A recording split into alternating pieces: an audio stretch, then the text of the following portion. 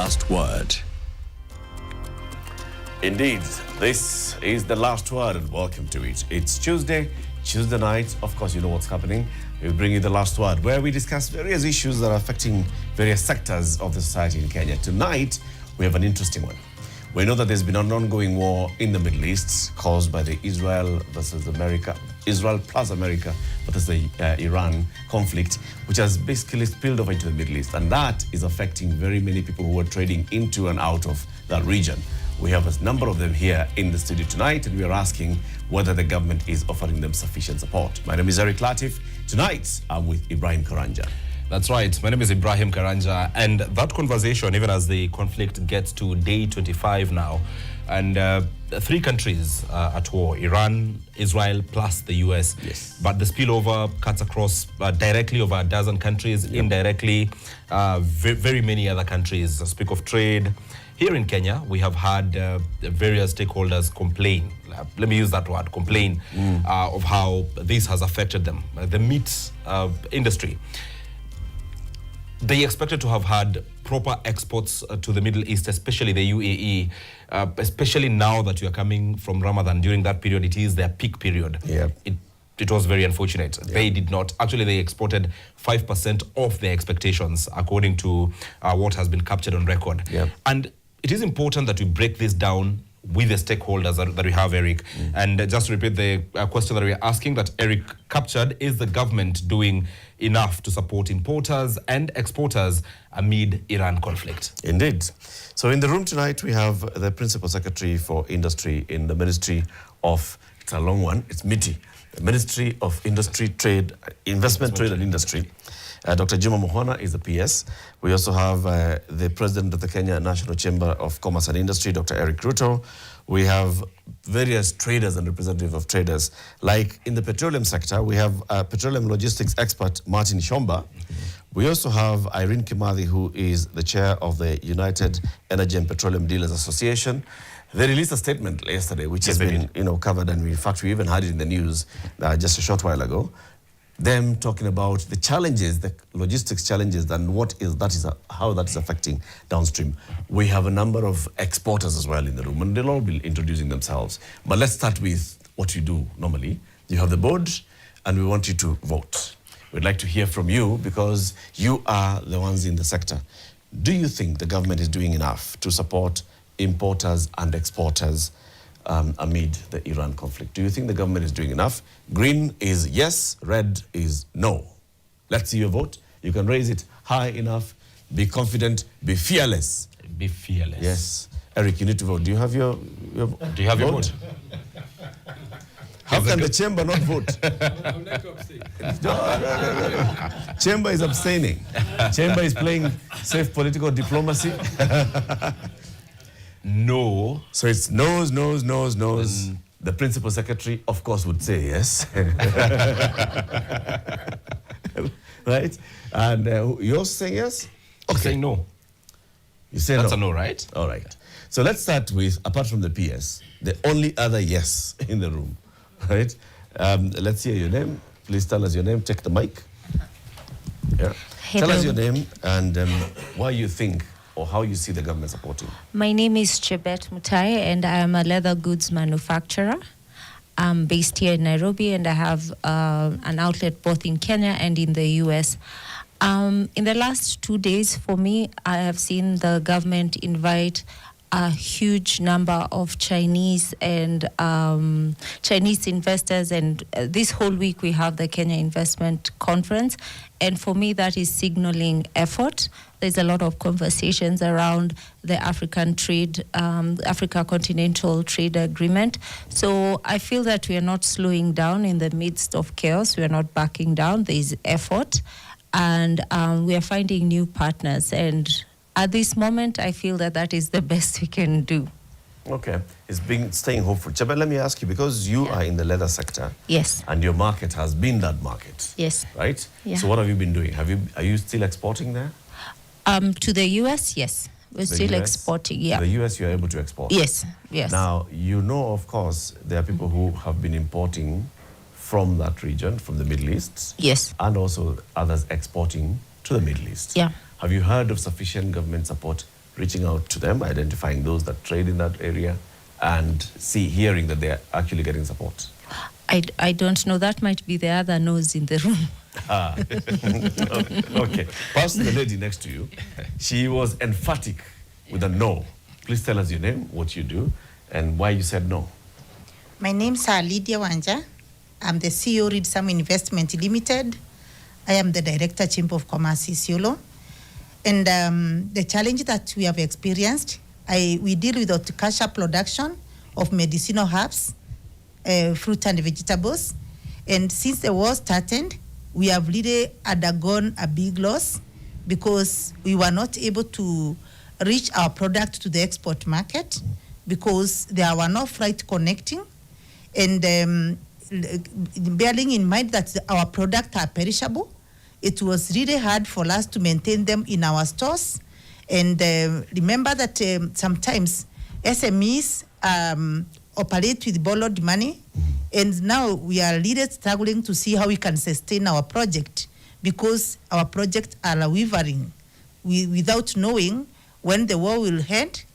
And by the end of the day, what do we do with our product in case the war does not end and we don't have enough cargo freight to forward our consignment? 25 days into the conflict, are you able to quantify the losses that you've incurred from not being able to export your very fragile products? Sure, yes. Every farm keep records. And like me, I was supposed to be exporting per month 4 tons or 5 tons, and I've not managed to export anything for the last those 20 days because there's no freight, there's no space in the cargo freight for sending the consignment. So we are requesting the government, even after the war ends, to look upon the SMEs and give them a support so that they can be able to stand again. We have been a very shaking ground. Thank you. What kind of support would you have wanted to see from the government? There are several ways they can support SMEs. They can even talk to the banks to tell them to at least hold at standstill the interest until they recover. Or they can, the government is strong enough even to support them with finances to establish or give them even their seedlings to establish their farms again. But we appreciate because in our farms you get fertilizers, and the fertilizers has been very supportive. But when you grow a product using this fertilizer and yet it can't access market, then you undergo another loss because you have invested in labor and so many other production costs. Okay. Yep. Thank you. Let's go over to this side of the room. You have the mic, so please tell us your name, what you do, and the kind of support that you've received. So my name is Martin Chomba. I chair the national organization, we call it Petroleum Outlets Association of Kenya. For me, I would wish to say that we are not getting support because the people that we represent, the people in the villages, the people, out of the 6,200 petrol stations or petroleum outlets in the country, 68% of those are the ones who are domiciled in the villages, and they take care of the rural economy. And these are the first people who get hit whenever there is no petroleum. They don't have the leverage of importation because for one reason or the other, they can't gather as much money to do importation. So they scavenge from the oil majors. And what happens is, whenever there's something like this, which is happening right now, and the prices are given by EPRA, and there's no what we call the wholesale capping. So these private entities, remember the government of Kenya does not own even 1 liter of petroleum. That we need to be very clear on that. All the petroleum in this country is in the hands of the private sector. And so they are rational organizations who are looking to maximize profits like everybody else. We don't fault them for that. So whenever there's this fear, the market responds to reality other than arrangements. Arrangement may be speaking otherwise, but whenever there's this kind of fears, the market responds to the reality. Reality is that we are getting into a place where there's going to be a fuel crisis, looming fuel crisis. Looking at what is happening today, in Korea, they have declared the emergency, Philippines, Australia, everywhere. A lot of Middle East and Gulf countries have already declared what we call force majeure in contracts. They are unable to honor what is supposed to happen in terms of the contract supplying. So what is happening is everybody now is keeping back from selling to the independent petroleum dealers. Unfortunately, this 68% of the people who move around petroleum are very critical in the supply logistics chain of this country. So what happens is, I come from a village we call Kangaita. The nearest petrol station that is owned by the major is in Kerugoya town. The people who supply in my village, they supply to the motorbikes. So what will happen, we could even have the molecules, we could have the petroleum in the country, but when those people in the villages where you come from, Ratif, in the village, when they don't have the petrol, it will be logistically impossible for the oil majors in the towns to fuel 1,000 motorbikes. So you could have the product, but you cannot. And then what is happening also, because you have heard of cases of fuel stockouts, is because if a station was running like 8,000 liters a day and others do not have, it doesn't matter how much fuel they bring, they always have stockout. And this will create a psychological shortage. Even if there was molecules in the country, that psychological shortage will be created. So it is in the interest of everybody within the petroleum movement value chain to make sure that everybody has product. If they don't have, people will not be able to sell, and it's going to be crisis. So what are we proposing? The supply chain gap that has been created by the chaos in the Middle East, it cannot be recreated. Normalcy cannot be recreated even if that conflict stopped today. Right. That supply chain gap has been created, will take a while. So what we are calling for is now for the government to allow oil marketers from wherever they have, probably suspend, because even our G2G now, I would suspect it's hanging on the balance. I don't know where it is, whether they have declared force majeure or not, but allow importation of what we call private cargoes from wherever it is that you can get it in the world, because we are in extraordinary time. We must have extraordinary measures to make sure that it doesn't matter who brings in the fuel, but the economy has the fuel. Otherwise, if you don't do that, we are going to run dry, not very long from now. Chomba, allow me to ask what appears like a simple question, but a very important question to the viewers, to break it down. Yes. You're saying potentially you're going to have stockouts of fuel across the country, and you've gone right into the villages. How soon, as an industry player, how soon do you foresee this happening? Because as we speak, life goes on as usual in Nairobi, in Kenya. But it is until we get to feel that it is with us here, as an industry player, how long do we have before we get there? Thank you for that question. I want to make this very clear. This is not an indictment to anyone within the value chain, but it is the realization of what is happening and what is oncoming. As we speak, a lot of independent players do not have product. Reason being, the prices at which they are being offered is at the pump price, because what has been given by EPRA is pump price. There is no wholesale capping, and if I'm an independent dealer, I need to buy at a price that I can take that fuel to the village and make a margin. If I cannot make a margin, then I won't get that fuel. Even getting that fuel also at the pump price right now is becoming an issue, and we understand the oil marketers, everybody is looking out for themselves. So what I am saying is that as we are speaking, a lot of people in the villages, they don't have that product. So the fuel that is running the country right now is being supplied by the oil majors, and especially the people who,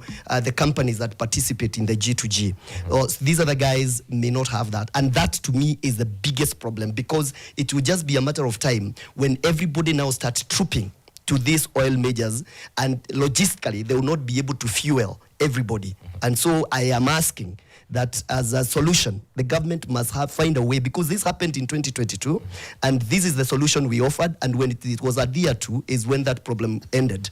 They must make sure that those guys in the village have the product, so that we can have ease of supply chain logistics to the last mile. Otherwise, if everybody comes to Nairobi from the villages around Nairobi, it will be logistically impossible to even fuel them, even if you have the molecules. The other thing is that gap that has been created is catching up with us. Not long from now, we usually buy our fuel probably 1 month before.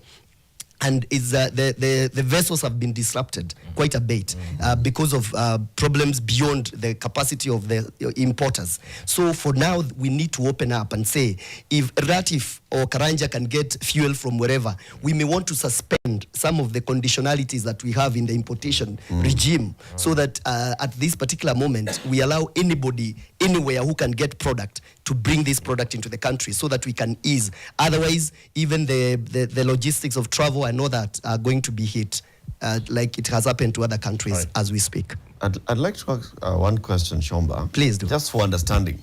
Okay. So today is the 24th of March. Yes. We are where we are, all right? Yes. And you're telling us, without wanting to indict anyone, but there is ukora in the business. Because somebody is selling to you what they should not be selling to you at. Right? Yes. So take me to 24th of January. When that small petrol station in, what's the village again? Kangaita, Mike. In Kangaita village. When the Yes. small petrol station in Kangaita wanted to get fuel, where would they get it from and how much would they buy it for? So basically what happens when the fuel is imported, the majors, the people who import, who are participate in the G2G, they usually have product that belongs to, they can supply through their stations, and there's sometimes some to spare. And that which is meant to spare is what it is for us. It's what we scavenge for. And so we'll get it very easily. And that's why I've told you that markets, in my understanding, markets respond to reality way beyond the way they respond to arrangements. So the arrangements are, every month, every week, there are ships docking. And the pipeline, Kenya Pipeline, requires you to evacuate your product. And so, because of that pressure to evacuate the product, when the system has aligned very well, everybody is forced to evacuate that product. And so, it will be very easy for them to, for me, if I've imported the fuel, to make sure that I sell to you so that we can keep the pipeline moving. Now, when the reverse happens, I want to make sure that whatever little I have, I supply to, and this is why I'm saying I'm not indicting anyone, including the oil majors, because they want to make sure that they supply their outlets and for as long as it can hold. But unfortunately, while doing that, a critical mass of business traders within the country are going without fuel. And so, whatever the problem they are trying to solve, we will compound that problem. Okay. Are you saying that EPRA and the Ministry of Energy do not recognize that 64% of the petrol outlets are actually the independents, and so making sure that the independents have product? They understand that. Remember, in this country, even the Ministry of Energy understands that the Petroleum Act of 2019 requires that this country have strategic petroleum reserves that would last us about 90 days. For one reason or the other, this has not happened. And I've repeatedly said this, that hope is not strategy. We cannot wait and hope that there will always be peace in this country. We must have a petroleum strategic reserve that can last us at 90 days as envisaged by that act. Okay. But unfortunately, they because I told you they don't have any petroleum in this country. It was the work of National Oil Corporation, that was the envisaged purpose of National Oil Corporation, to be stabilizing factor in such times. Unfortunately, it is defunct. Okay. Pass the mic, please, to Irene, and we're going to take a break shortly. But before we take the break, Irene, please introduce yourself and tell us whether you agree with what Martin Shomba has just told us. Thank you. My name is Irene Kimathi. I'm the chairperson of United Energy and Petroleum Dealers Association.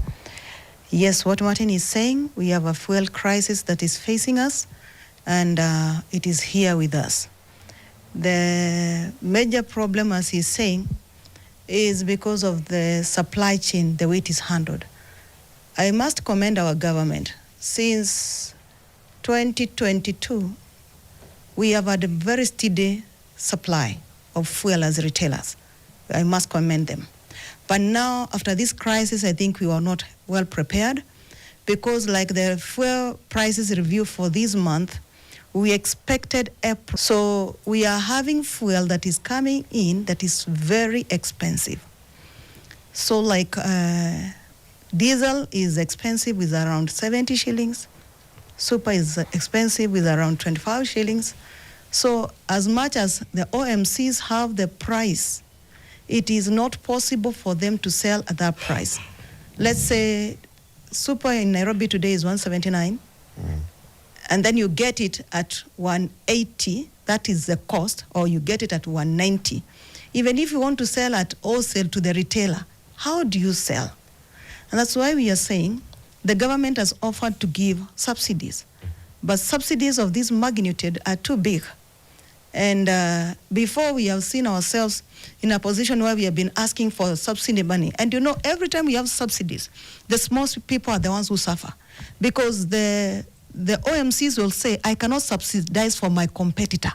You know, you subsidize, you give your money, you give fuel, then you wait for the government to pay you a month or 2 or 3, and they will never pay you with the interest. So it's not sustainable. Now you find the people that don't import directly will not get the product. That's why we are asking EPRA. They suspend the price regulation for now until things become stable. On the other hand, the prices have gone up so high, because if you're getting costings of around 217, that's before now you bring it to the pump. So it might be around 230 maybe. 230, that will cause a lot of inflation, a big inflation in the economy. So maybe they can sit down and look at the taxes and levies that they can remove, because then they have the luxury of saying, we'll stop spending on these, we remove here. Because if they say the business people to finance for that, it's just too big. And that's the position. And that's why you are worried, because if we continue like this, like today, super people are getting at 178, and very little, because even if you have it as an MC, you don't have the incentive to sell. 178 and you're supposed to sell at 179. That's 1 shilling. So you don't have the incentive also to sell that product. You feel like let your station dry. And now if it dries, what happens tomorrow? You have loans, you have employees to pay. So I am requesting the government to really sit down urgently, so that we don't bring our country to the knees. There are tough times. We should not sleep. We should try and play up the game, because I think Kenya, we have smart people. Yeah. And again, before we finish, we don't want subsidies. We don't want subsidies. Thank you. We don't want subsidies. We don't want subsidies. It is us, the small people, that it's going to suppress. You want free market? Yeah, let it be free market. Ipande 250, serikali itoe tax. Ama watoe VAT, watoe fuel, watoe hiyo vitu yote iko hapo. Unajua taxes zinakuwaga nusu ya mafuta. Yeah. So watoe hizo vitu, turudi level ya kawaida, and then tukimaliza story warudishe tu. Wachukue tax yao. Wachukue tax yao tu. Ibrahim, I mean, it's an interesting conversation that's coming from the petroleum industry. Yeah, sure. And we also heard from MP Ndendenyoro again today, yes, also pushing on the same, although he was just focusing on the extra 7 bob that was added on the road maintenance securitization. Because the other money goes to MPs on road maintenance that's going to constituencies. But there's a conversation there around how much money is actually going into taxes and levies. That is true. And what can government do basically to balance it out. But as we go into a break. Well, right now we are speaking about fuel, the product. Yeah. But there is also the ripple effect that it has across various other sectors, which is what I would want us to come back and speak about. And also, what is being proposed by the industry players, and we have PS here in charge of trade. Is it something that government would consider? I know it may not fall directly on his doorstep, but is it something that government would consider to, at least at this particular point, reduce all the levies and taxes that are on fuel, to at least still have these businesses, still holding on, running? So let's take a break. When we come back, we'll be getting to hear from the Chamber of Commerce, as well as from the government and from our audience here. You're watching The Last Word on NTV.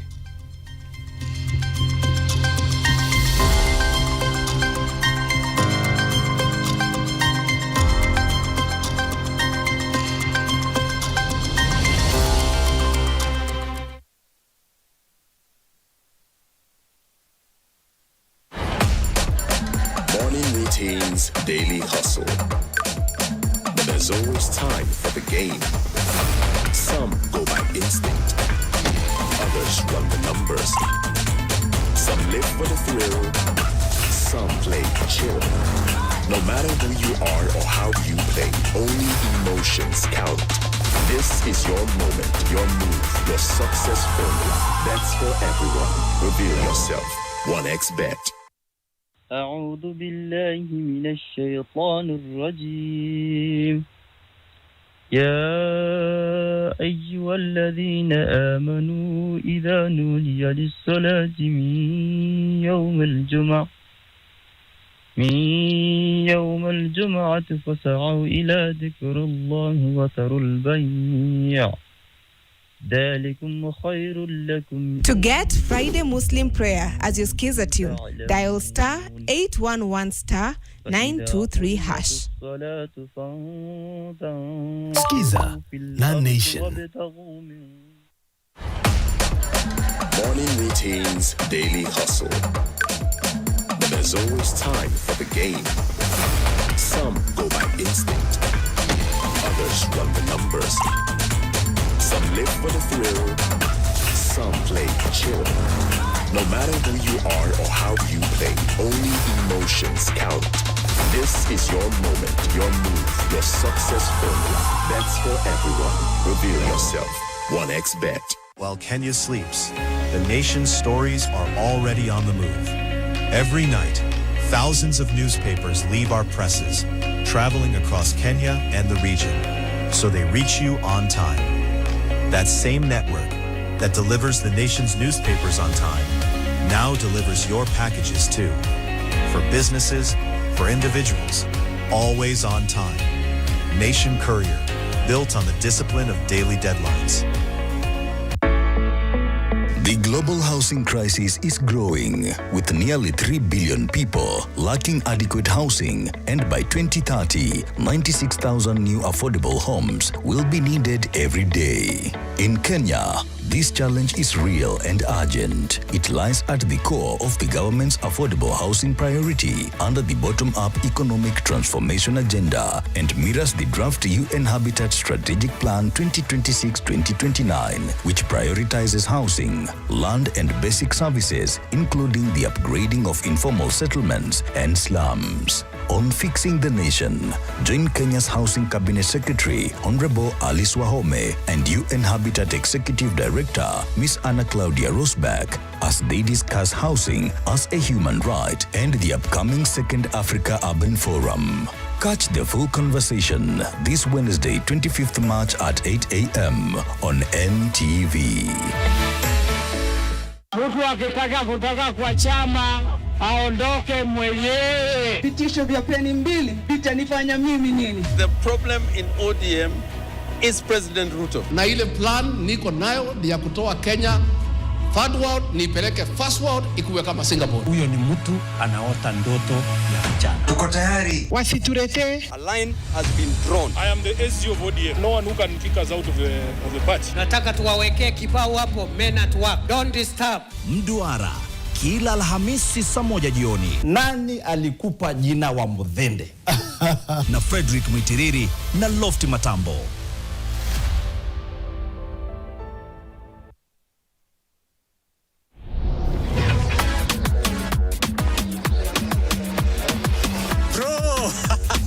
Nasikia kuna game ilikuchoma last week eh? Yeah, tulia. Sai must be one jackpot locked and loaded. Alafu cheki, niko na passport ya jackpot. Mimi nakwambia inaweza cross 50 mili in 8 weeks eh?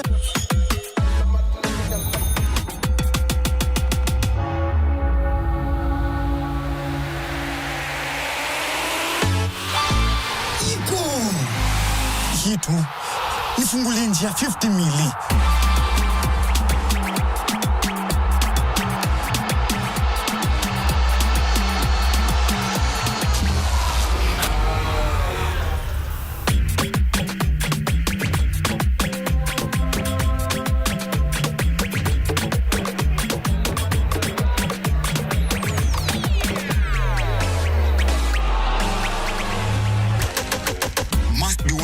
Lazima ipate wina. Kila wiki mbili, assist ya Game Pass inaingia. Games zinashuka from 15 games hadi 12 games by week 8. Na msipobeba bado, tunaipeana kwa the next best performer. So, 50 mili ni lazima iende.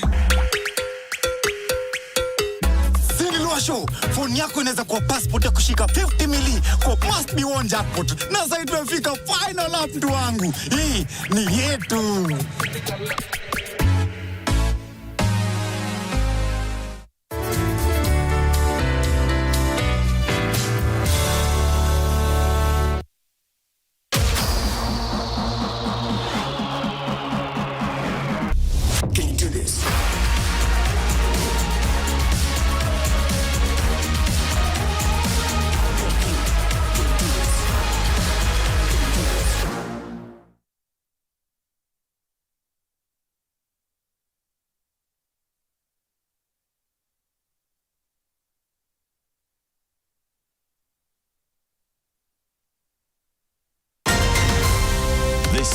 The Last Word.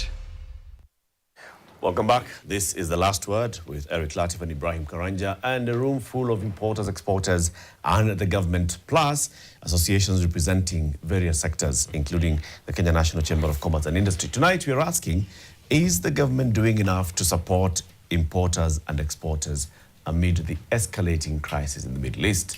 We've just heard from some exporters, some who feel that the government, actually not some, one who feels in the room that the government is doing something because of organizing like the trade fairs and seeing how do we seek other external markets. She is an exporter of leather goods from outside the country. We've heard from Lydia, who is in the horticulture space from Isiolo, and also the chair of the Chamber of Commerce in Isiolo, saying, look, the people who are actually in that sector have suffered because they have been exporting like 4 tons a month. But in the last couple of weeks, they haven't been able to export much. Sure. The petroleum sector, represented by Martin Shomba and Irene Kimathi, have just told us we are actually in the middle of a brewing crisis in terms of just accessibility of supply of product in the country. Now let's hear from others. We have other exporters, other industrialists here. Before we get to hear from the PS for industry, Dr. Juma Muhona, who will be responding mostly to what people are saying, and then atapashwa kidogo, pia atupashe. But let's pass on the mic to the president of the Kenya National Chamber of Commerce and Industry. Eric, please introduce yourself and tell us, you voted. No, you abstained. You decided to abstain. No, you actually changed. Eh? Oh, you said no. The government is not doing enough. Let's proceed. Thank you very much. And Dr. Ruto Eric, the president of the Kenya National Chambers of Commerce and Industry, where we are the umbrella body representing all sizes, all sectors of businesses in this country. Definitely, I would like to concur with my colleagues on the left side who are in the petroleum industry. But before that, I do represent approximately 4,000 members who are exporters, and regularly 1,500 of that usually export very frequently, maybe every day, every week in a month. And we are seeing a lot of reduction in terms of exports in that field. But before I come into that, is that a little bit surprising is that being an umbrella body, a national body, is that for these last, I think now we are going into the 4th week of the war, is that we have not had a structured engagement with government, because what is extremely important in our economy like ours is information. And I would definitely have expected by this time that government, especially the Ministry of Trade, the Treasury, that they should have called us as representatives of the private sector across the country to be able to have a conversation so that we can avoid speculation. But coming into the issues of petroleum, looking at the global picture, for instance, US, the pump prices for diesel has gone up by 25%. Europe is 20%, China is at 11%. And if you see those countries, my colleagues have told me that the reserves we have is for 21 days. China has reserves of almost 900 million metric tons that can run them over a year. USA around half of that. Europe extremely, also they have reserves that can run more than 6 months. So what is a little bit surprising is that why is government maintaining the pump prices? And you see the problem here is that they are passing this pain to the traders, and they want to keep the customer happy. I know there is an issue about the law, because they say when EPRA is determining the prices, they have to look at the cargo prices when that cargo was being imported. But I think this is a moment when we do contracts, the issues of force majeure can come into aspect. So I think government must come into reality. Because if we don't come into reality is going to hit us, and we're going to have a lot of speculation. And when we have speculation, of course, black market is going to be there. Every man is going to be for himself and God for us all. So we do not want to be there. We want government to be ready. We want also government communication to communicate to the whole economy, to the whole population, on the realities that are happening globally. Because the problems we have is not Kenyan. It is universal. So if we see the number 1 economy in the world, USA, 25% increase of diesel. Number 2, China, 11%. European Union, 20%. Looks like Kenya, we are extremely unique. that we've maintained the prices. So I think something that we have to do. On the issues of export imports, I've told you that we have our members, approximately 1,500 usually do export. We're very happy, and Lydia is here, who's a member from Isiolo. She's a leader there for the chamber. We had just opened our office in Dubai to address issues, especially for SMEs or exporting. And what we would have wanted with government is to have a conversation and see what are some of the measures that we can do. Can we be able to aggregate some of these products?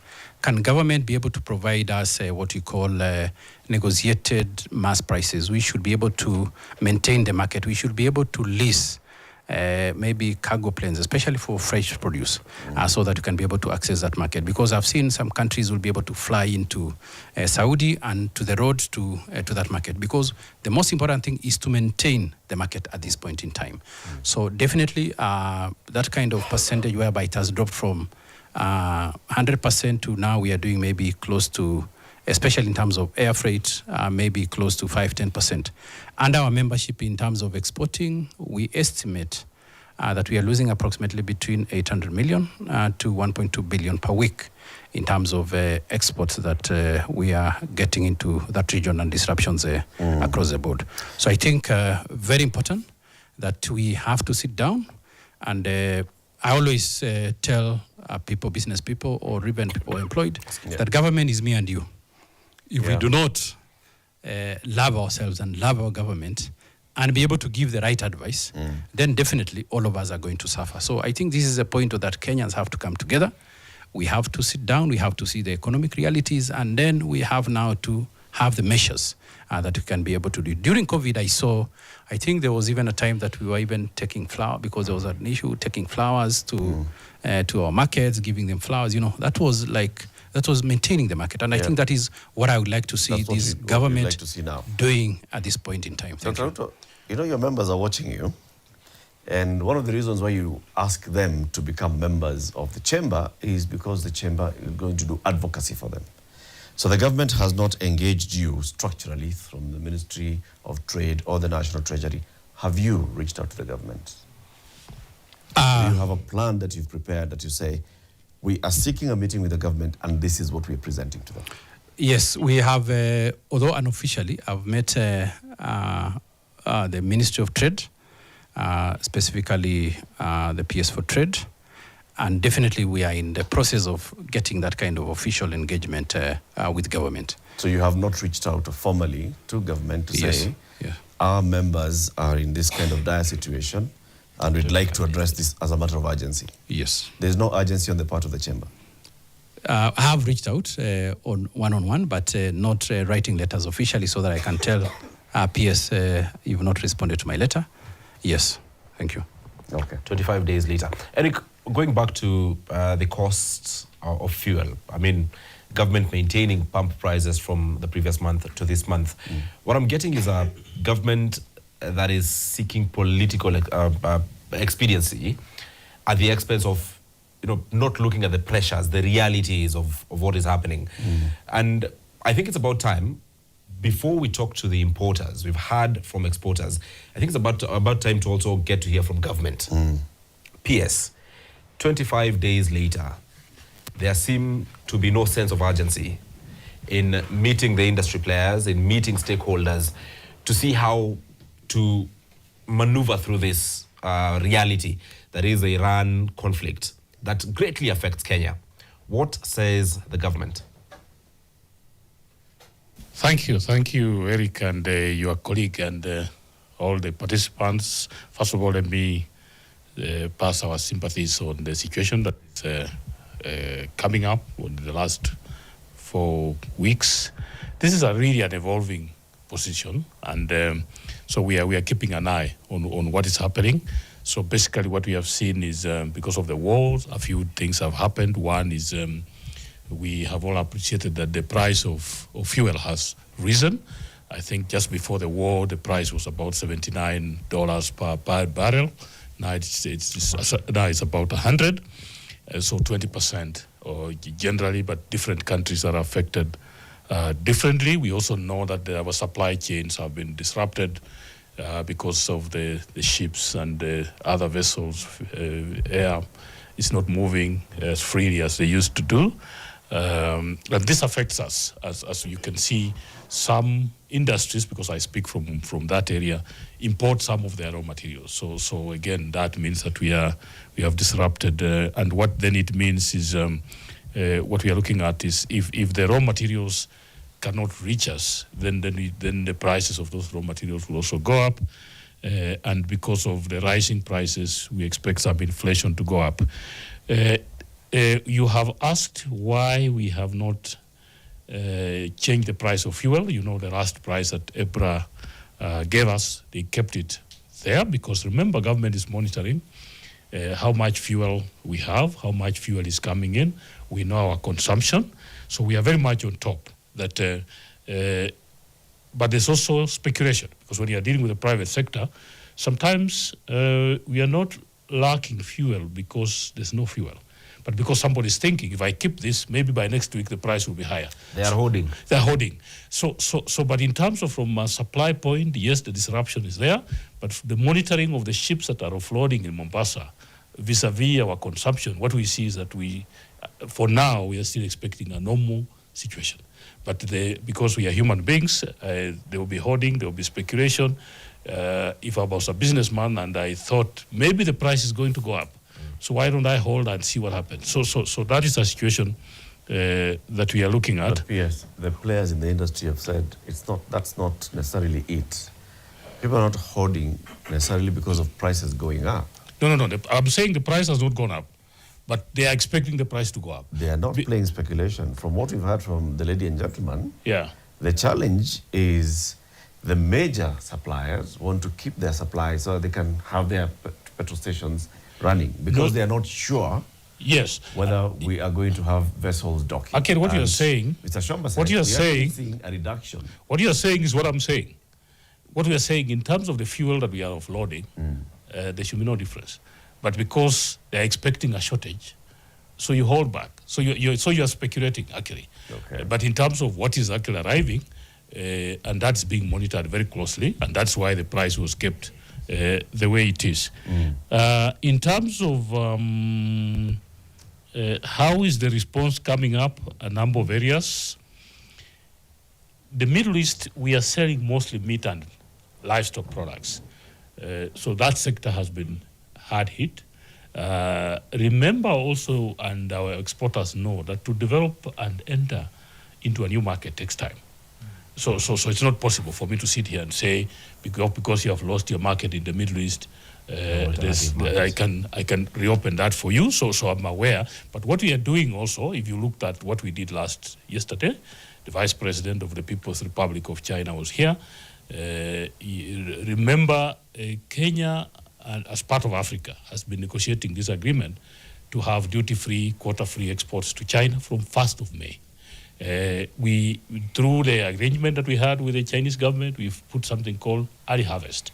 So while the rest of Africa is waiting to start exporting duty-free, quota-free from 1st of May, the Kenyan one started yesterday. So yesterday we flagged over, I think our Deputy President and the Vice President of China flagged off 74 containers of fresh produce, avocado, macadamia, coffee, tea, horticulture to China. And from yesterday, any export to China, and that's a huge market. So what we are saying is, yes, we have lost the Middle East market, but we have actually, through this tactical move, replaced it even with a bigger market of 1.4 billion people.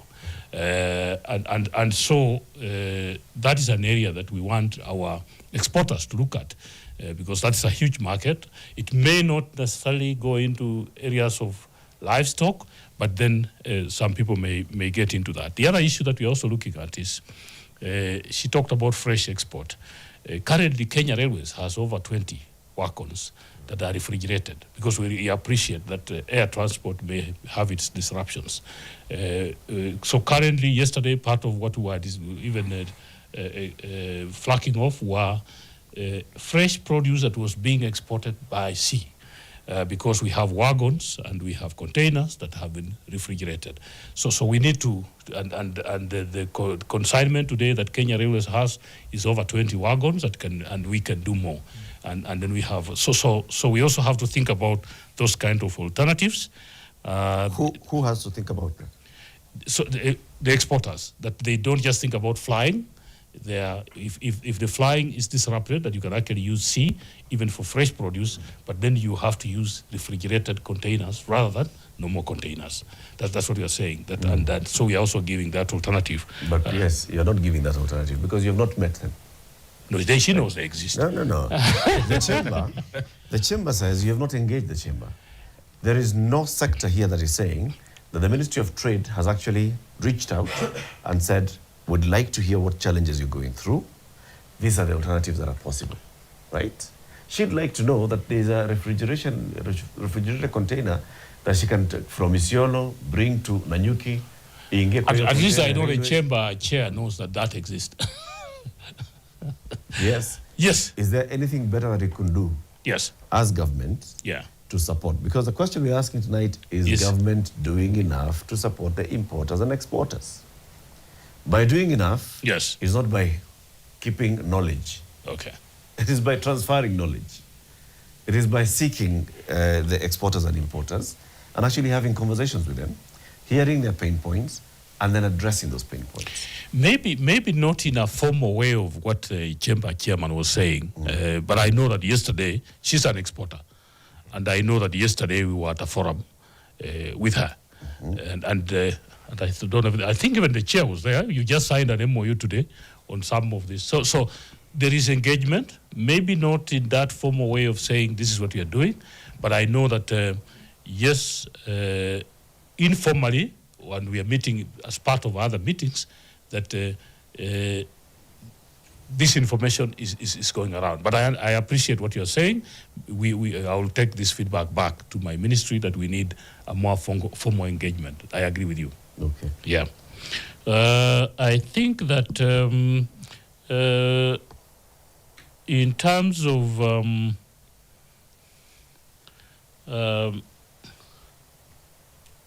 it's okay, PS. We can come back to you. Yes. We can come back. You know, Ibrahim. Yes. There's somebody who has actually sent me a message and said, we are witnessing another global shutdown. Sure. Just like COVID. Like COVID, true. And if you think about what we are seeing in Asia, for example, we just had Philippines has declared a national energy emergency, reducing work week, restricting travel, Thailand, same, Sri Lanka, the same, public holidays, rationing systems, the UK issuing advisories to reduce travel and fuel use, Hungary, fuel price pumps, fuel price caps. You know, if you think about that, even in Africa, Egypt decided shorten the length of the days. We are actually witnessing another global shutdown. True. Kenya is operating like it's free flow. It's and the most concerning thing is Kenya lists, and this is a report by your State Department, PS. This is a report just for me to get the actual report, Eric. The State Department, on its medium-term report about the sectors within the trading sphere, lists, for instance, the UAE, I think, as is it the second highest importer of Kenyan products. So by now, 25 days later, you should be telling us this is the direct hit we've had in the past 25 days. And this is the estimation that we are seeing. We do not have an end in sight to this crisis right now. So I put it to you, or I ask you, PS, you've said you monitor the shipment that comes to Mombasa, so we are not, from what you're painting, tuko sawa, like Latif says, for the time being. But what is the direct hit in terms of the global view of trade? What is the direct hit? How do you estimate how Kenya has been hit for the past 25 days? You could give us figures. You could give us a figure in dollars. I mean, how much have we been hit? Definitely, in terms of exports, and we have been sharing this with the chamber, as you said, we are losing about 800 to 1 billion a week for now. But as the situation escalates, of course, these figures will change. You see, UAE is not just export. We don't just export to the UAE for them to consume. You remember, it's a big logistics area. For example, if you look at coffee, we are taking to the UAE sometimes to unpack, sometimes to roast, sometimes to do different things. So it plays different roles. But as I've said, in terms of market development, it's a complex area. I mean, for you to develop a new market, it takes time. If the existing market is not working, there are reasons why we can't take these goods because of risks. Even you know that even the insurance for ships has gone up. So everything is really changing. But this is a situation that we are, as I've said, is changing every day. The Middle East generally is a big area for us. But also what we are seeing from a bigger, slightly bigger area is we have, as a world now, not as Kenya, have invested so much around logistics in the Middle East. One of the areas, lessons that we are learning is that is highly risky. And yesterday I was at another meeting where now people are thinking about, should we be centralizing our logistics in one region like that, or should we? And for the first time, so because of a lot of manufacturers in Asia and in Europe, kind of dump their things in the Middle East and use that to then access the African market. What is emerging is, I think that we need a more direct engagement with Africa. We need alternative logistical. So I would say that maybe in the short term, this looks like a hit. In the long term, the conversations that I'm hearing is that people are saying that we have over-invested in one region, and we can see with what is happening. So my view is looking a bit beyond what is happening. I mean, you saw Lamu that people thought was a white elephant. Today, if somebody's dumping cars there, because the logistics of where they were going can't work. So part of the hit that we are getting is we have never quite become a serious player in international freight logistics. So the Middle East had positioned itself as a very good, if you want to take it, middle person. So you dump your cars there, you dump your supplies, and then they come to Africa. I think the conversation now is, there is, going forward, there's going to be need for African logistics, for people to think about how do you supply directly to Africa without going through, I know supermarkets here that actually buy their merchandise from Dubai. But that conversation is changing. So I would say that from where we sit, there will be both be short-term issues, but in the long term, maybe the conversation may be beneficial to us. Can I get to hear from someone in the room randomly to tell me, because we need to also advise government, what practical solutions government can implement now, owing to what we are seeing now? Yes, the PS is giving us a lot of, I would say, promissory note theory. In future, we are going to do this. A practical solution that we're going to, that the government can implement now. There's a hand at the back. Please, let's pass the mic. Yes, pass the mic. Let's start with the gentleman there. Yes, tell us your name, tell us what you do, and then give us this practical solution for now. Asante sana, na mtaniwia radhi sana kwa sababu ya sauti, sijui kama mtanisikiza vizuri. Ningependa kusema yafuatayo. Kwanza, jina langu ni Maxwell OJ. Mimi ni mwalimu na pia mimi ni mgombea kiti cha Senate Murang'a County, na nimekuja hapa kwa sababu ya kutaka kujua, kuuliza, na zaidi ya yote kujua kutoka kwa PS na nchi yetu au hii serikali yetu kuhusiana na ukuzaji na uuzaji wa bidhaa. Hasa tumekuwa tukiongea kuhusu Iran, vita ambavyo viko Iran pamoja na nchi zingine hapa karibu. Tunajua kuwa tuna takriban nchi 13 ambazo zinakuza mafuta. Kando na Amerikani ambayo ina asilimia kubwa zaidi katika ukuzaji wa mafuta. Tunajua kuwa nchi yetu Kenya ina uwezo wa kupata mafuta ama mafuta kutoka nchi kadhaa isipokuwa tu nchi moja ambayo inaangalia. Tuna takriban nchi nne ambazo zinapatikana hapa Afrika ambazo zinakuza mafuta. Na mbona nchi yetu Kenya inasema kuwa imekosa mafuta ama imekosa namna petroleum pamoja na vitu vingine? Nataka niulize PS, kuna kitu ambacho amesema ambacho nitamrudishia kuwa anasema kuwa kuna nchi ambazo zinaweka mafuta ili ziweze kuuza wakati ambapo bei itakuwa imepanda juu. Swali hilo ni nzuri sana. Naweza sema kuwa ni nchi yetu, kuna watu ambao wakishapata kwa sababu tunapata kuwa kuna nchi kadhaa ambazo zinakuza mafuta na tunazipata. Kuna watu hapa serikalini ambao wanachukua mafuta kishafika, au ndio wanaweka mafuta ili wauze wakati ambapo bei itakuwa imepanda. All right. Naam. All right. Your point has been noted that and what we're looking for right now and what I had requested for is a practical solution. We need to move forward. Yeah, I've just my office in Dubai. What we need to do as a country is to be very strategic in terms of consolidating commodities to that region. And what we could do is that, and no single business in this country can be able to do that. Consolidate all our goods. We take them to Jeddah Port, the Red Sea Terminal, and from there distribute it by road to the other countries within the GCC countries. So I think that is a first solution that we need to sit with government, discuss. We see the costs because, food is a basic necessity.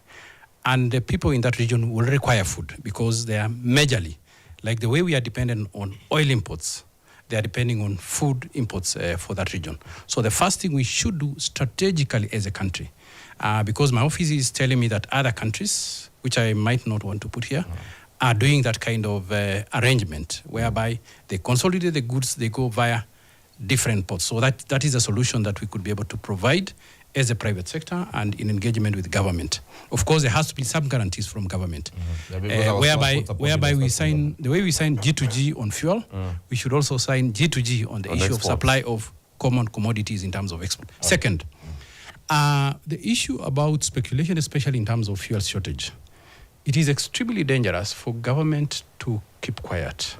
And I think what we should have is government negotiating from other sources of fuel, because I know the G2G that we signed with the companies, they have other refineries outside the Middle East region. Is there a negotiation, at least to reassure the market that there is, because the PSR said from what they are monitoring, they are comfortable with the prices that they have EPRA set. But what has informed that decision is that we should be able to know that there are alternative sources of fuel products in terms of our consumption. We are consuming maybe 100, how much per day? Maybe 100,000 barrels per day. So is there alternative sources which can take us for the next 1 year? Otherwise, we'll be in a situation like COVID, whereby there is a shutdown and everyone will run around. So I think the practical solution is government negotiating a G2G. Can we be able to consolidate our products through Jeddah Port, supply by road? In fact, if you go to the news, you'll see that road now there's a lot of traffic of trucks taking goods to that region. We are not taking that opportunity as a country because it is everyone for himself and God for us all. Thank you. Let's hear from other people in the room, those who haven't spoken. Eric, you can pass the mic to... We have importers. Yeah, you can pass there. Let's hear from some importers. We'll also hear from the stockbroker. Hello, I'm Lewis. I would like to move aside to the importing part. I would like to say, we have so many suppliers like China, US, but we as tech importers are affected by Dubai because mostly we focus on Dubai because Dubai is cheap. So the government can come up with plans like for oil importers, they have the 180-day credit plan that is allocated to them. So the government can come up with credit plan for tech importers from other countries like US, China, and India. So by supporting them, they can now view another market apart from Dubai. Then the other thing is when you import, there's that huge paperwork. So let's say I need to get the good, make it go to the client as fast as possible. By reducing the paperwork, I'm making it easier for me to make my money back. So they should digitalize the port process that is happening. Then the other thing is they should reduce the cost of compliance for importers who are importing high-end products. So for us, you get it that when you import a laptop and compared to a big device, the big device will incur a huge cost compared to a laptop. Now making people now focus on laptops alone, despite the bigger products. Yeah. Thank you. Come pass the mic behind you. Thank you so much. I'm Gift Sousa, founder Nipto Global. We do export, that is avocado and chili. Our main market is in the Middle East. And right now what I can say about this war is that it has not created a crisis.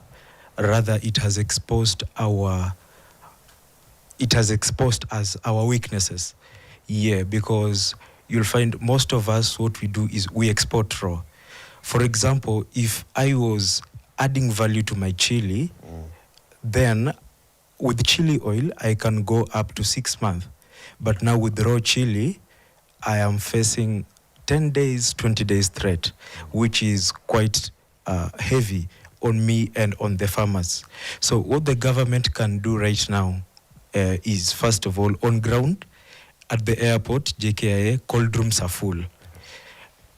In the farms, farmers have ready produce. But when you look at chili produced for the export market, is different from the chili that is bought at 1 shillings in the local market. So you can't sell that chili locally. Why? Because the cost that you've used to produce that chili is quite higher than what is demanded or vis-a-vis the cost that has gone in producing local chili. For example, we have compliance. There is a lot of care that goes into place, irrigation and all that. Yeah, so what will that farmer do? And that is why I'm borrowing that point on export consolidation as a government on a G2G negotiated basis. Yeah, that will help us, first of all, free the cold rooms and then get what is in the farm, get it moving.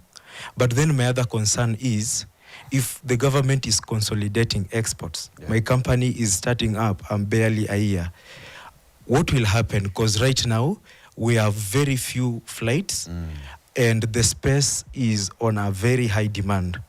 So the little space that is, the rates are high, and you can't access it because they are big fish. Yeah, they are the big fishes that are occupying those spaces, quite literally. So how will the government and the private sector ensure that that space comes to the player who is... Yeah. Do you think the government knows that you export to the Middle East?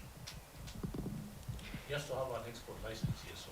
Do you think the government knows? Yes, that they you know. export to the Middle East? They know. Do they know you? Like at the point where you're exporting, like they know, they can tell that we have so many small exporters who are exporting in these volumes on a weekly, on a monthly basis. And one of them could be Gift's company. Well, now that is the point, because they don't know. We are registered. Personally, I'm also registered with Kenya Export Promotion and Branding Agency. But when these, let me call them benefits, are coming up, then it is mainly, the main focus will be on the creme de la creme of the space. Yeah, so... The loud ones. Yeah. A good example is what the PS has stated. What the PS has stated about, it was a high-profile export meeting, the one that was flagged off to China. Personally, I'm an exporter. I saw it on my newsfeed, and I'm like, wow, so this happened. That is an exporter. Thank you. Yeah. I think that's the point where Eric will come and talk to you later. The need of joining, like the chamber and such other institutions. But let's pass on my last point, kindly. Your last point, yes. I have the mic here. Hold on. Gift, go on. My last point will be, right now rates are shooting up. We are coming from, that is shipping rates, 2 point something to 3 point something. So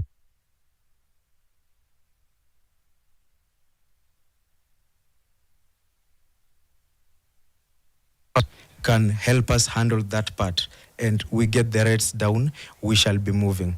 Okay. Yeah. Asante. Let's pass on the mic. Okay, before I pass the mic kindly, just a minute, allow me just say this word.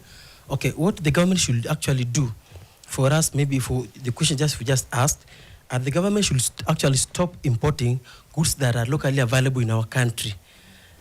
The government imports goods that then that are just counterfeiting the goods that we have here, that are taking actually the prices of our goods to go down and even to not to be where they are supposed to be. Like the customers are. Which one?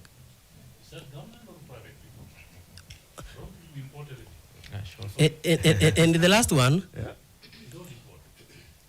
I wanted to hear him saying. What do you think? What is the government importing? There are several goods that the government has imported that actually are available in our country. Like? Where do they follow if they are private people? They must be coming from, there must be... okay, allow me to pass the mic.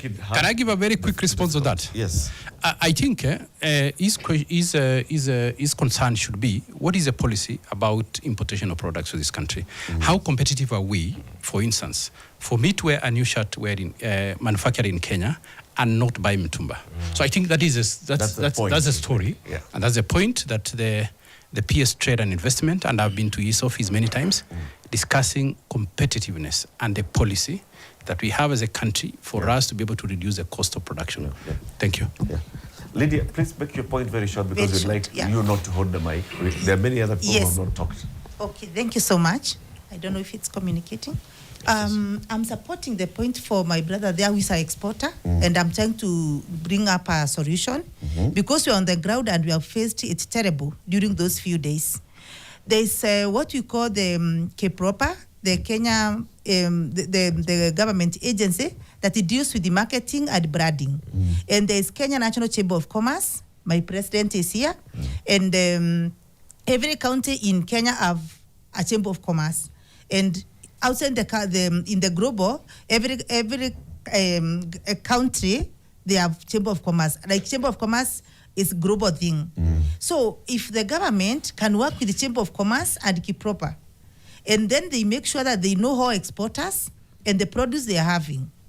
I'm sure like in the Chamber of Commerce, those who are registered in the Chamber of Commerce, the Chamber of Commerce are able to know that Lydia in Isiolo is doing horticulture. Yeah. And they know how they can support Lydia when she's doing horticulture to export her product. And that is how our president now came up with the office in Dubai. Okay. So if the government now can work with those two government agencies, we can be able to recover very fast, maybe even after war, because they can say that if you go to China, we have connection whereby you can sell avocado. Like it will be government to government. But if I'm left to fight for myself, to connect to the market in France, finally I lose the consignment. Thank you. But if the connection is between the government to government, whereby leader or someone else is being connected to the government to sell, then we are easier to get money into our pocket, and we reduce the risk of risking or losing our consignment. Thank you, Lydia. So it's basically more government support. Let's hear from the stockbrokers. We have someone from stockbrokers at the Nairobi Securities Exchange. Let's hear from that perspective. I mean, so has the market felt any impact from this? Go ahead. Yeah, thank you, and thank you, NTV, for this opportunity. My name is Samuel Gadero. I'm a wealth manager and a trader at the Nairobi Stock Exchange with AIB Axis Africa. We say that when the US market or the global markets sneeze, we cough or we get a cold. And the stock market here is a replica or a mirror of all what our colleagues are feeling. So if our colleagues are bleeding from the exporters and the importers, we are getting the heat. The all share index, the NASI, Nairobi All Share Index, has lost ground since the beginning of this war. In terms of paper wealth, at the exchange we've lost around 132 billion Kenya shillings since the war started. And this can be felt across all sectors. All the big caps or the large caps, we've seen Safaricom had touched, just to give an example of few, Safaricom had touched 34. We are trading today 28. Equity, we were doing 79, today touching 71, 72. KCB the same, touching 80. Pre the war, now we are trading 71, 72. I mean, power and lighting, same. So as long as our people are being affected, and these are the people, these are the local client base, these are the retailers at the market, the shilling that they earn from their import business is the shilling that they give to us for investment. So if that lacks, then we fall short of demand at the exchange, and there's a lot of supply coming in. People are wanting to sell off their stocks, and this selling off has created a lot of supply in the market, thus suppressing our stock market here. Yeah. So when there are issues elsewhere, the stock market actually is an indicator of the perception on what's happening globally. Correct. Pass the mic to your neighbor and let's hear. Hi, thank you. And thank you, NTV. Jonathan Bamba. I run a food business called Sweet Tunda. We value add to fresh inputs produced by smallholder farmers. We do dried fruit, we do extruded snacks called crackies. And I think, certainly, I think what we've learned from COVID, what we've learned from now, these impacts can be very quick. I recall the COVID crisis, the flour industry was crushed literally overnight when, airlines were closed down and the flours couldn't get into Europe. This is a good time for companies, for government to encourage local value addition. Let's stop importing products that are produced elsewhere that can so easily be manufactured locally, whether it's tomato sauces or pastas or all sorts of products. We should be manufacturing. I'm a foreigner in Kenya. I love it. I've raised my family here for 10 years. And, we've seen the beginnings, I think, of a new mango industry emerging in the last 10 years since we started 10 years ago. We're a small local brand. But actually, since we've started, I've seen lots of bigger players coming into play into the export market. And, more and more farmers are being impacted by people, these manufacturers buying mangoes from smallholder farmers and then selling them into the global markets, where there's a far bigger opportunity than there is in the local market. So I would say that this is an opportunity to definitely encourage local manufacture. What the government can do, is it the government's job to lend me money to help me with working capital? Probably not. But can the government help me with land? Can the government incentivize me with some sort of tax incentives to build? But for me, I'm all about, and I've been promoting value addition for the last 10 years. It can make a huge difference. It not only brings skills, it creates jobs. It adds value to smallholder income. I could go on. I'll stop. All right. Let's come to you. Thank you. I want to respond to a statement that was made by the PS, because the PS said that we have enough stocks and fuel dealers are hoarding. I want to say it's not true, because the stocks we are getting are not as much as we used to get.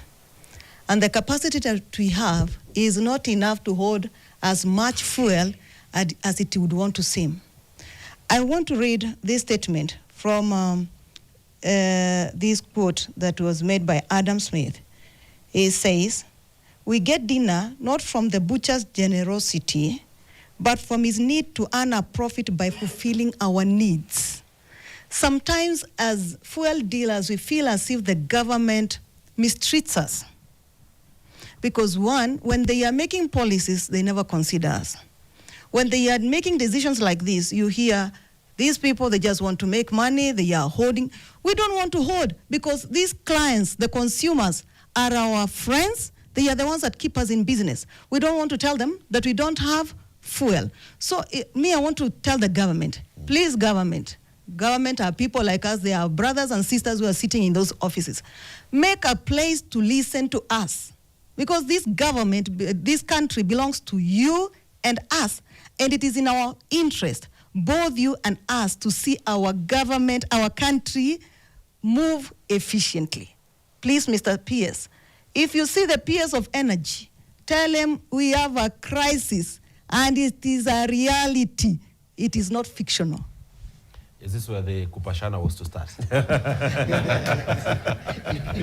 Before we come to you, sir, let's give the mic to the PS, because I would want you to tell us, remember we shifted the conversation to proposals of solutions. And we've had so many solutions, including whether we could consolidate our goods. What opportunities are you seeing there that government could come in and facilitate to actually move forward? Thank you. Yes, that's a very important question. I've listened to the solutions, and I think I would say we are well advised, because these are the people who are really wearing this shoe, so they know where it pinches. I think the idea of consolidated cargo, that's important. And that's what we were doing yesterday. We were flagging off consolidated cargo to China. But remember, this cargo must... I'm running through the solutions. Hold it right there. You are doing that yesterday. We have an exporter there who had no idea. There's no... This country is big. There's no way everybody can have the same information every day. But yes, but I'll come to that. After the PS. But what I was saying is, yes, we need to work with the chamber. Remember, for us to do consolidated cargo, to say to Cheddar, the way he was saying, every consignment we send has a buyer. So they are the ones who knows who wants to buy what.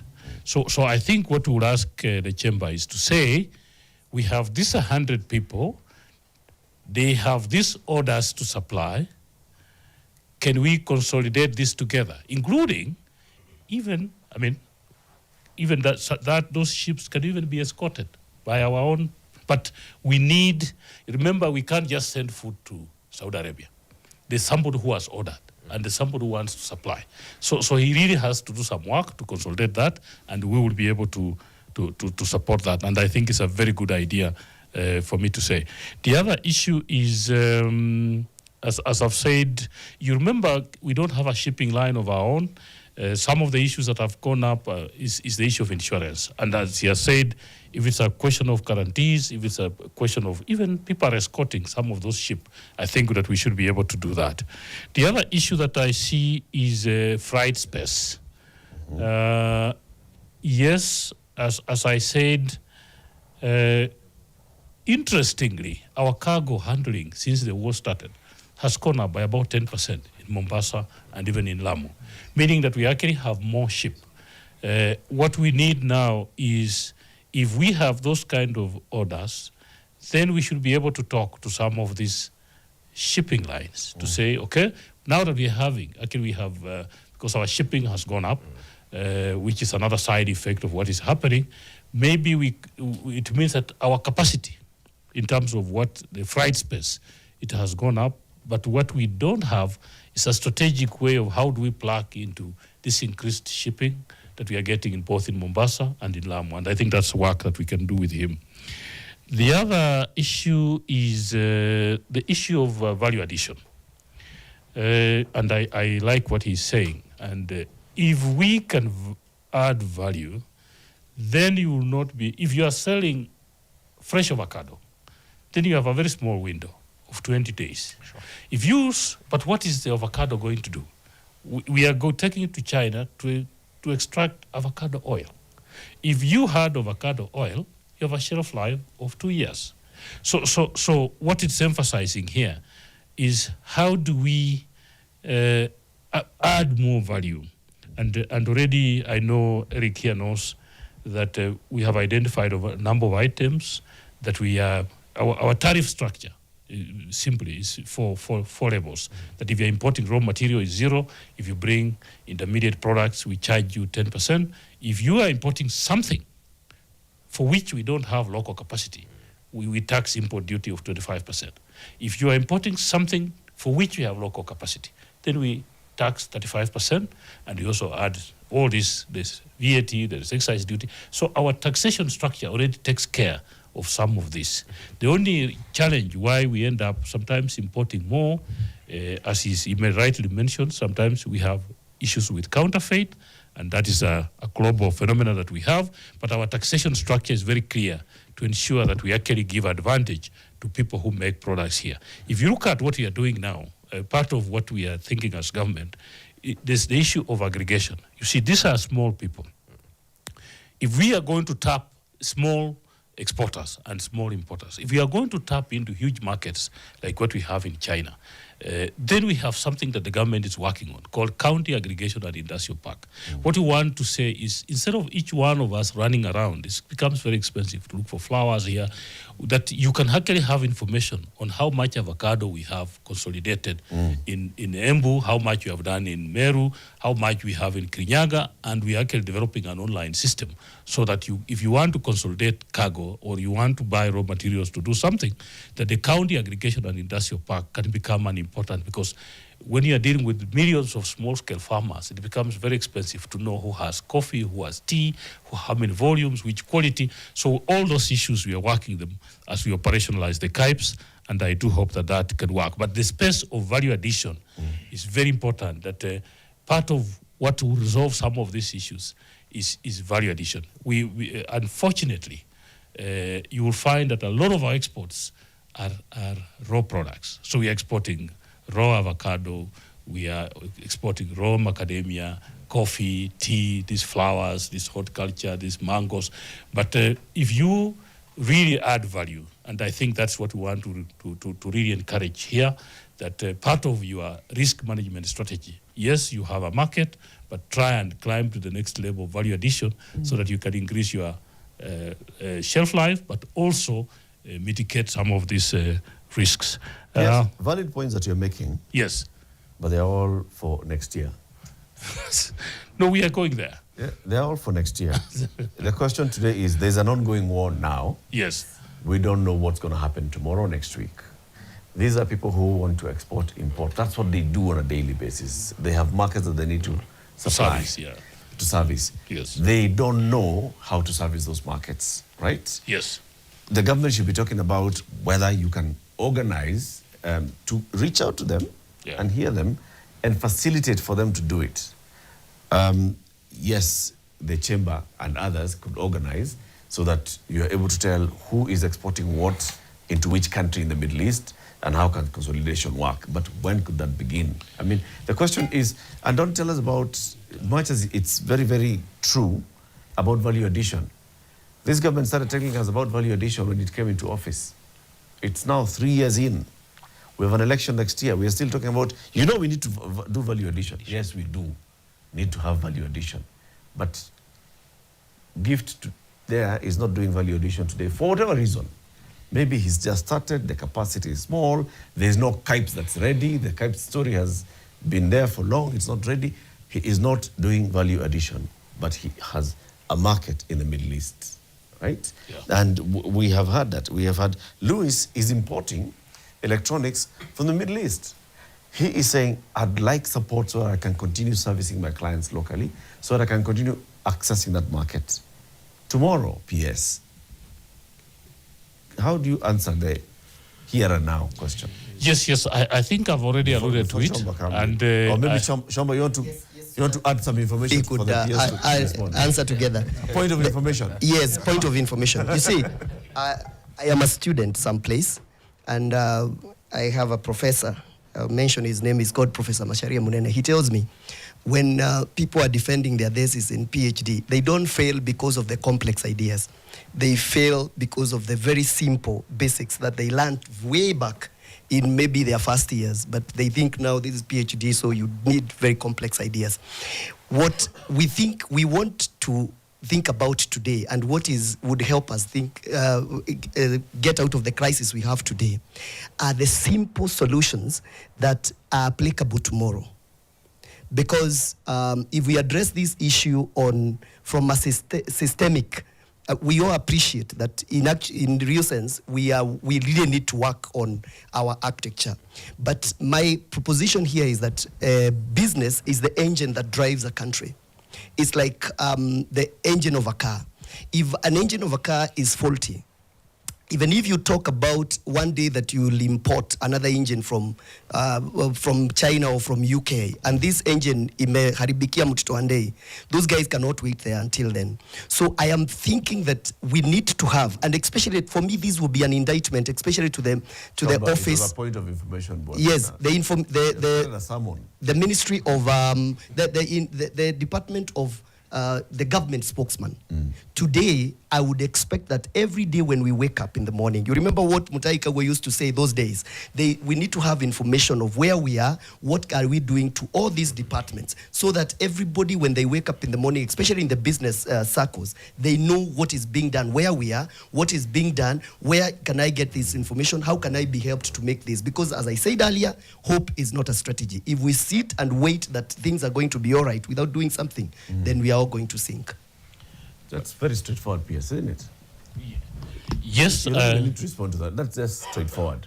Yes, I agree with you. I think what people would like to hear from you is, yes, from as early as tomorrow, when I get into the office, I'm starting on this, and we shall be hearing better communication from government. Yes, with my brother, Dr. Ruto, yes, we'll put together that consolidation strategy. I have also taken from him very important spokesman in terms of information.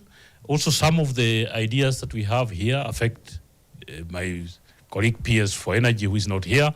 I have written down some of these notes. Actually, I will go and pass these notes to him because there are issues that affect energy and that space. National Treasury. So I'm learning also, and I'm a good student. Asante. Let's hear from the gentleman at the back. We have about 5 minutes to wind up. My name is Arthur. I'm an importer of small items. Huh? small items. Okay, the mosquito nest actually. Now, my question goes to the PS. CS or PS? PS. PS, we have countries in Africa that actually produce oil. Countries like Nigeria, Angola, Libya, Algeria, and maybe South Sudan. Now, according to me, these are the most important, they're the most what? They're the most important, or they're the better alternatives in terms of proximity and shipping cost. Why are we not buying oil from these countries? Which of those have local refineries? Nigeria. Where else? Algeria, I'm not sure, but Algeria, I guess. Libya, I don't know. Angola, probably. But I know we have oil in Africa. Okay. So why are we not buying from Africa? Thank you. That's an important question. Even Kenya, you have. I think we are even targeting to have the first oil by December. I think you have heard about that. This actually speaks to the larger question of Africa and how we are interconnected with the world. As I said, one of the things I said is Africa logistics is an issue in the long term that we'll look at.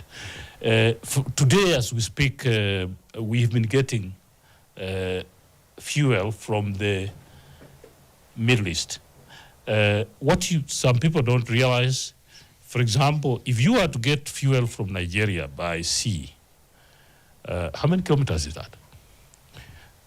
So I'm not saying we cannot buy, but you would realize that although we are on the same continent, because of the way the continent is structured, sometimes you find that if you are actually, by the time you go around to Egypt, to Senegal, to land in Nigeria, you are talking about 7,000 kilometers.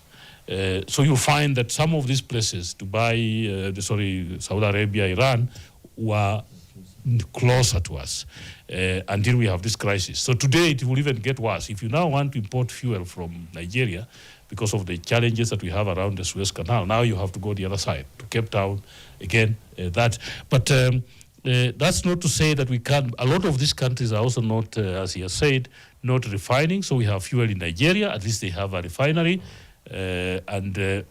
That's a take home for me in terms of what government could do, maybe even government to government. Angola, I think, again, remember, although this fuel is in Africa, and my brothers here will tell you, the real owners of this are global companies. So you find that, okay, sometimes even if you want to do government to government, this is a private. So sometimes there are other interests that will come in, but those are issues that we can explore. But as I've said, we also have our fuel in Turkana, and I'm not very close to the project, but what I've heard is that by December, we will start to harvest some of that, and maybe we can now fast track that issue. Into refinery. Thank you. Yes, Dr. Okay. Ruto. Just on the solutions, and you had asked me whether I'd engage government officially. My office, I've just seen, they've sent me a letter. On 3rd of March this year, I did actually send a letter to the Principal Secretary for Livestock, PS Mweke. Unfortunately, they've not responded to that letter on the issues of meat exports. Our office in Dubai negotiated with the top 3 importers of avocado, and they're willing to do approximately 20 containers per week. And currently we're exporting around 10 during the season. And I've written, they say that we need official endorsement by the government of Kenya. I wrote a letter to the Ministry of Trade Industry, to Lee, on 6th. Unfortunately, that letter has not been responded up to this moment. But I would say those are some of the solutions that we can provide as a private sector. As a PS said, we need the people who know the market. So those are the solutions. But what I would say is that in terms of long term, Mugala Mwe lakini hakimpe, I've been in the national chamber now for the last 6 years. And what I would want to commend the government is that in terms of developing alternative markets, we are the first country in Africa to participate in the GTI, the Guided Trade Initiative for African Free Continental Area. I give a tick to government for that. Secondly, in the last 2.5 years, we are the only country in the East African community to have signed the Economic Partnership Agreement with the European Union. Quota-free, tax-free. So alternative market, I give a government a tick. Today, I was actually signing the MOU, today in State House, with the chairman of Chamber, China today, and through the negotiation between Kenya government and China government as an alternative market. So those are long term. And finally, for US, 70 countries were banned from getting visa. Ask yourself, why was Kenya not banned? And there is no business that you can do without people traveling. So I would say, on a long-term basis, we have to say, government, thank you for what you have done. We have to treat government like a small child. Don't beat government like you're beating a snake. You're getting? From where I sit, government is us. So we need to treat them like a child. When they do a mistake, we tell them they do a mistake. But maybe to respond to my member there who is an exporter, is that there is no formal engagement of the private sector with government. And realizing that as a chamber, on the 9th of March, we met His Excellency the President, and I proposed that we do a statutory chamber of commerce representing 100% of the private sector. I did ask my sister here, do you have a formal obligatory engagement with the Ministry of Energy as an organization? For now, government would like to engage me as a chamber because the formality I have is to be registered under the government, under register of parties, register of companies, sorry. That is the only formality I have. But I do not have a legal framework to talk with government. The government to talk if to we, yes, there's nothing that, if today they feel, today the chamber is not good for us, they can put it aside. So if this organization is, and we have had that negotiation for the last 9 months. It is stuck at the Ministry of Investment and Trade and Industry. And this is a solution, PS. I've come to your office on that. I have been to the CS, I have been to PSS, I have gone to the highest office. I think we have to have a legal framework of how the private sector, if today we agree, we are increasing the price from this to this. We have to agree as a private sector. Yes, we have seen all the economic indicators, and this is a price. And we are not going to have any speculation, all these things happening, because there is a formal way of engagement. I think those are my closing remarks. Thank you very much. Thank you. I know you are closing. Yes. And yes, on the issue of meat, the issue of avocado, I think we'll pick up with that. What I wanted to say that in the midst of this uncertainty, tomorrow, the Kenya International Investment Conference starts. So, and we are expecting nearly 5,000 participants at Radisson Blu in Upper Hill. And this is still part of what we are trying to do, to bring more investors that could do more value addition, that could uptake some of our products, and you are all invited. Thank you, PS. Ibrahim. Perhaps a parting shot from the markets, please. Kila mtu anapata. There's a very old classic saying at the market that says, what goes up comes down, and what goes down comes up. So currently we are down. And cheer up, dear members, because we will not fight forever. It is time again to accumulate what you did not buy back in the day. It is time to leverage your cost down and buy solid companies at the market, because they all come to an end. Was it yesterday? We saw, some 5 days of ceasefire from Trump, and this, solidified the market prices, and we could see that markets react, as Bona Martin said. Markets have to react for the reality. Okay. So cheer up, markets will bounce back, and let's buy more counters at the Nairobi Stock Exchange. Thank you, Samuel. Thank you. Ibrahim, as we conclude, we've heard from the various stakeholders in the sector. Yes. And there's a lot of, I feel that there's just a gap. The government and the private sector are in the same room, sitting across the table at each other. But one is speaking in a Bantu language, the other one is speaking a Cushitic language. Yes. And this is the problem. And I think we need to find a translator. For them to understand each other. For them to understand each other. Or just to teach each other these languages. So then they can just speak to one another without even a middleman. Let's agree that we are going to speak the Bantu language for both of us, or the Cushitic language for both of us. That's true, Eric. And I think we need to get to a point where the government represents the people. So I do not understand why we should have this disconnect. If anything, I would have expected the government of Kenya, when this crisis started and the first week, and there appeared to be no end in sight, to actually look for the people, the industry players, and say, guys, how do we move forward from this? We do not know how far this will go, but let's try find a solution. But when I get to hear, Dr. Ruto here has cited letters, some written even on the 6th of March. Today is 24th, still no response. And these are the main industry players. Then it really paints a picture of that disconnect. Yeah. Who is government representing? Yeah. Who are you governing? So conclude, Eric. I think our last thought for tonight is pretty straightforward. We asked the question, is the government doing enough to support importers and exporters amidst the ongoing Iran conflict? And the answer is no, it's not doing enough. The world is shutting down. It's not business as usual. And the government is always afraid of sounding like it's talking of a crisis. There's a big issue. There are many exporters who have not been able to export. We've heard from them. There are many importers who are facing challenges importing. We have heard from them tonight and in the past. And there are very many opportunities for the government to basically just create an environment where there is information flow, because the number one thing is information. Create an environment for information flow. Create another facilitative environment where the conversations are the private sector saying this is the kind of support that we'd like, and then the private sector actually offering that support, and create the model scenarios. If we got to a level where some other countries have actually said shut down at 7 p.m., what would that mean for us? What does that mean for our transport sector? What does that mean for our food security? Are we able to export to Uganda or to import from Uganda? If we cannot even take food across the border, what does that mean for us?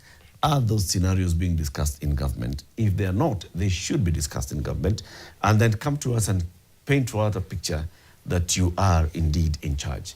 And that is the last word. Thank you very much for watching. I'm Eric Latif.